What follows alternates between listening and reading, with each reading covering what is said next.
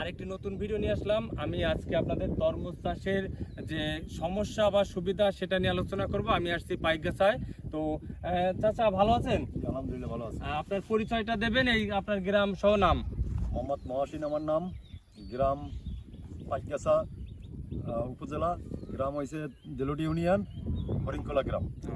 তা এখানে আপনার এই কতটুকু জমির পরে এই তরমুজ চাষ করছেন? 3 বিঘা জমির পরে তরমুজ চাষ। আচ্ছা, 3 বিঘাতে তরমুজ চাষ করছেন। আনুমানিক কত টাকা খরচ হচ্ছে? 1,20,22,000 টাকা অলরেডি খরচ হয়ে গেছে। তো এখানে আপনারা কি লাভের কোনো আশা দেখছেন? লাভ বলতে তার জন্যই খরচ করলাম, এখন লাভের অংশ তো চলে যাচ্ছে চুলচুলি পোকার কারণে। তা বন্ধুদের আমরা একটু দেখাই।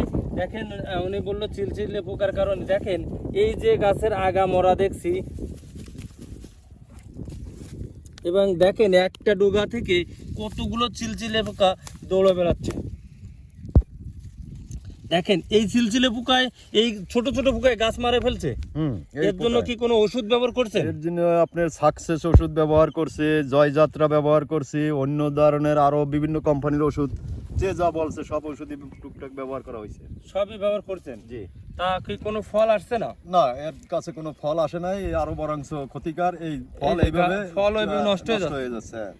এই পোকাগুলো কি উঠতে পারে? হ্যাঁ, এগুলো এখন একটা সন্ধ্যাবেলা হইলে হলুদ একটা শার্ট গায়ে দিলে পুরো পোকা গায়ের কাছে চলে আসে। আমি দেখছি আমার এই মোবাইলের ডিসপ্লের পর্দে সবই সুন্দর করে বেয়ে বেড়াচ্ছে।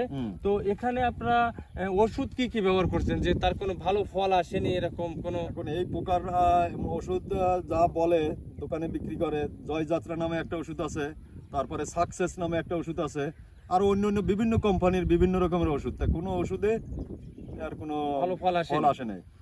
বিগত বছরগুলোতে কি এই পোকার আক্রমণ ছিল? আক্রমণ থাকলে কিছু অংশ কম, এবছর হয়তো বেশি আক্রমণ করার কারণে। তো আপনাদের এই যে এলাকা, টোটাল এলাকায় তো প্রায় 500-700 বিঘে জমিতে তরমুজ চাষ হয়। তো সবার ক্ষেত্রে কি এই পোকায় আক্রমণ আসছে নাকি আপনাদের এখানে শুধু? না, সবাইরই হয়েছে, তবে হয়তো 10 জনের ভিতরে 2 জন একটু মোটামুটি ভালো আছে, আর 8 জনই এবছর ব্যবসায় দুর্ভোগ আসছে। আর এখানে আপনারা পানি ব্যবহার করেন কি পুকুরের নাকি নদীর? না, পুকুরের পানি, পুকুরের মিষ্টি পানি। মিষ্টি পানি। ও, তো অসংখ্য ধন্যবাদ। আজকে আপনাদের এই যে নতুন ভিডিও নিয়ে আসলাম। আমরা আসছিলাম আসলে তরমুজে যে সাকসেস হবে এই ভিডিও করতে, আসে দেখলাম যে কৃষকদের যে দুর্ভোগ এবছর 2025 সালে তরমুজ চাষে যারা এই প্রান্তিক পর্যায়ে সিলসিলে পোকার আক্রান্ত হয়েছেন তারা আর্থিকভাবে খুবই ক্ষতিগ্রস্ত হবে। তো বন্ধুরা, আপনাদের সাথে এভাবে আবার নতুন কোনো ভিডিও নিয়ে দেখা হবে। সবাইকে আমার পক্ষ থেকে অনেক অনেক ভালোবাসা প্রীতি রেখে আমার ভিডিওটা শেষ করছি। তো দেখছেন এখনো টোটাল